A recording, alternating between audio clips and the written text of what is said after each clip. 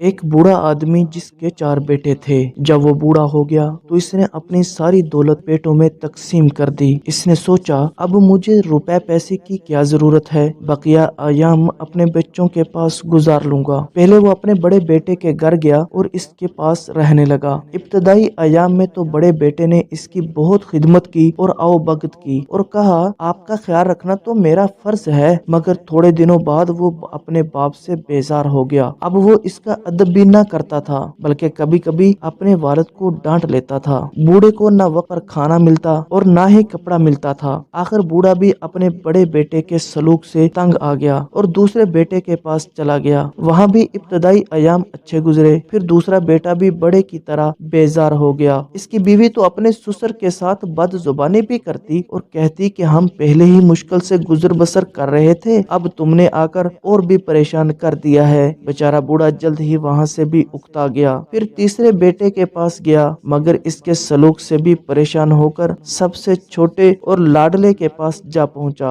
اور وہاں بھی تنگ ہو کر نکلا۔ بیچارے کو کہیں چین نہ ملا۔ سارے بیٹے اپنے والد کو ساتھ رکھنے سے بچنا چاہتے تھے۔ کوئی کہتا میرے اتنے بچے ہیں، تم کو کیسے رکھ سکتا ہوں، کوئی کہتا میرا گھر چھوٹا ہے، تو کوئی کہتا میں خود بہت غریب ہوں۔ والد چاروں بیٹوں کی خوشامد کرتا۔ اس نے رو رو کر کہا کہ میں تمہارا باپ ہوں، میرے بڑھاپے اور کمزوری پر ترس کھاؤ، مگر کوئی پرواہ نہ کرتا۔ ایک مرتبہ چاروں بیٹے اکٹھے ہوئے اور سب نے مل کر فیصلہ کر لیا کہ والد کو کسی سکول بھیج دیا جائے، وہ روزانہ صبح کو جائے اور شام کو آئے، تھوڑی روٹی اسے دے دی جائے۔ والد نے سنا تو بڑی عاجزی کے ساتھ بیٹوں سے کہنے لگا مجھے پڑھنا تو آتا نہیں، میں بوڑھا ہوں، میری آنکھیں کمزور ہو گئی ہیں، مجھے اچھی طرح دکھائی بھی نہیں دیتا، اب میں سکول جا کر کیا کروں گا، مجھے یہیں رہنے کو تھوڑی سی جگہ اور ایک ٹکڑا روٹی دے دیا کرو، میں پڑھا رہوں گا۔ مگر ظالم بیٹوں نے والد کی ایک نہ سنی اور گاؤں سے دور ایک سکول میں زبردستی بھیج دیا۔ والد روتا ہوا چلا جا رہا تھا کہ راستے میں ایک امیر آدمی کا گھوڑا وہاں سے گزرا۔ امیر آدمی نے جب بوڑھے شخص کو روتے دیکھا تو گھوڑے سے اتر کر پوچھا کہ کہاں جا رہے ہو؟ بوڑھے اور مظلوم والد نے جواب دیا سکول جا رہا ہوں۔ امیر آدمی نے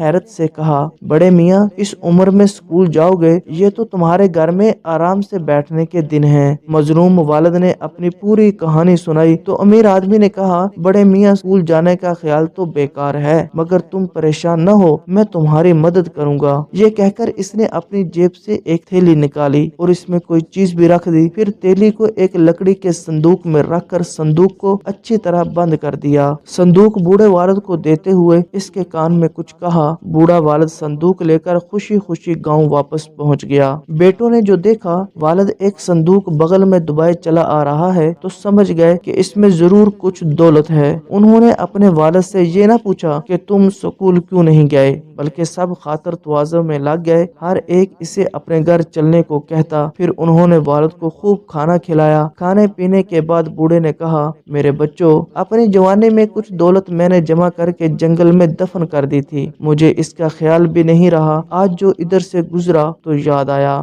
زمین کھودی تو صندوق ویسے کا ویسے تھا، اب یہ میری زندگی تک تو یوں ہی بند رہے گا، میرے مرنے کے بعد اسے کھولنا اور تم میں سے جو میری زیادہ خدمت کرے گا اور بڑھاپے میں آرام دے گا، اس دولت کا زیادہ حصہ اسی کو ملے گا۔ یہ سن کر سارے بیٹے آپس میں لڑنے لگے کہ والد کو میں اپنے پاس رکھوں گا۔ اب بوڑھا جس بیٹے کے پاس بھی جاتا اس کی خوب خدمت کی جاتی، سب اس کے کھانے پینے اور آرام کا خیال رکھتے۔ اس طرح بوڑھے کی زندگی مزے میں گزرنے لگی۔ بہت دنوں تک آرام سے زندگی گزارنے کے بعد بوڑھا والد فوت ہو گیا۔ چاروں بیٹوں نے مل کر والد کو بڑی شان سے دفن کیا، شاندار فاتح خوانی کروائی اور پھر چاروں بیٹوں نے مل کر غریبوں کو خیرات دی۔ پھر سارے کاموں سے فارغ ہونے کے بعد صندوق کھولنے لگے، مگر صندوق کھولنے سے پہلے ہی چاروں بھائیوں میں بحث و مباحثہ ہونے لگا۔ ایک کہتا میں نے اپنے والد کی زیادہ خدمت کی ہے، اس لیے جیسے والد نے کہا تھا جو سب سے زیادہ خدمت کرے گا اسے زیادہ حصہ ملے گا، اس لیے بڑا حصہ مجھے ملنا چاہیے۔ کافی بحث و مباحثے کے بعد آخر میں یہ طے پایا کہ چاروں میں برابر تقسیم کر لیں گے۔ جب فیصلہ ہو گیا تو پھر صندوق کھولنے کا فیصلہ کیا۔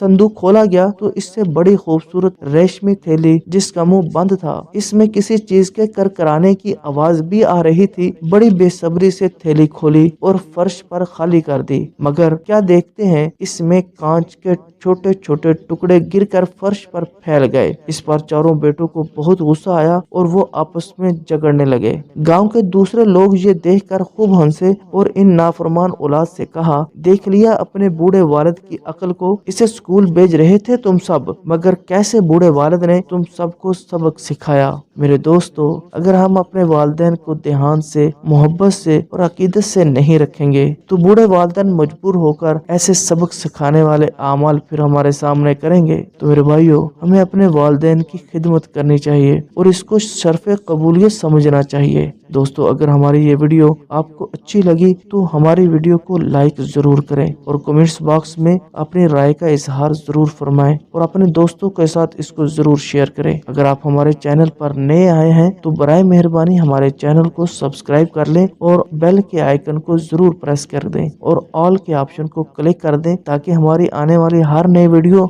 सबसे पहले आपको मिल सके। अल्लाह हाफिज।